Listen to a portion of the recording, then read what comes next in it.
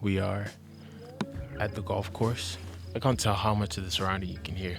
It sounds freaking awesome. I had a thought. Let's see if I can fit on this pelly.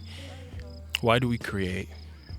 And I've been thinking about this my whole life, but more recently, I've had to think about it because I had a bit of a breakdown of sorts earlier this year that led to me questioning everything.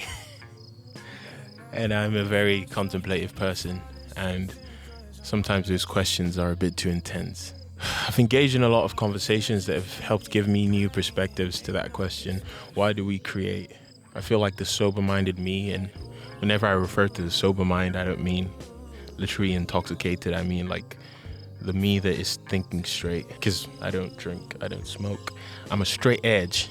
But the sober-minded me, I feel like, would say I create because I have a perspective on the world that is valuable. I see things different. I feel a need or a duty to speak to those things which I see, especially when I deem them important. And I think the same for the rest of us, why we should create. And I can remember talking with a friend, or actually we were performing at Cornwall, a Creation Fest, and I don't know if he read it somewhere, but he said, which is important, he said that he thinks it's important for us to get our perspectives out. We should create, we should tell our story because it's so important. Our story is often like a GPS signal. When we tell our story, it presents people with an opportunity to be free, or at least to know where they are. And I think that's such a beautiful picture to paint. Some of y'all are Android users, sort that out.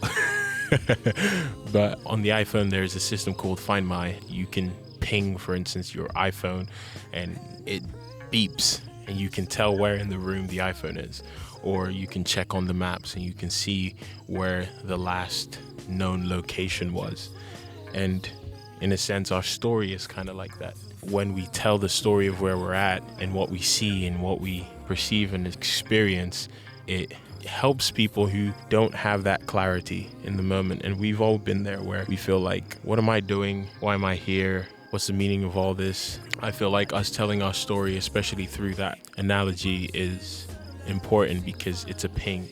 It's a ping. It's like, oh, here I am. Here's my experience. Here's where you are in relation to me and everything else I'm experiencing. And I think it's beautiful. I find a lot of peace and reflection in the creative process.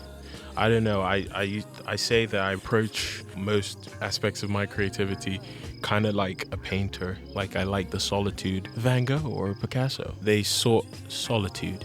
And there was an internal dialogue constantly. They needed the silence of self to explore. I feel like to create and to tell one's story is in itself a reflection of our experiences. It gives us so much perspective into the world that I feel like it's so easy to lose, especially in the noise of everything that's going on, whether it be economies crashing, fuel prices. Let's not get into it. I think that's all important for just our mental health, is important for where we are. And in those moments, we also get an opportunity to be grateful, to express gratitude for where we are, what we're doing, where we want to be.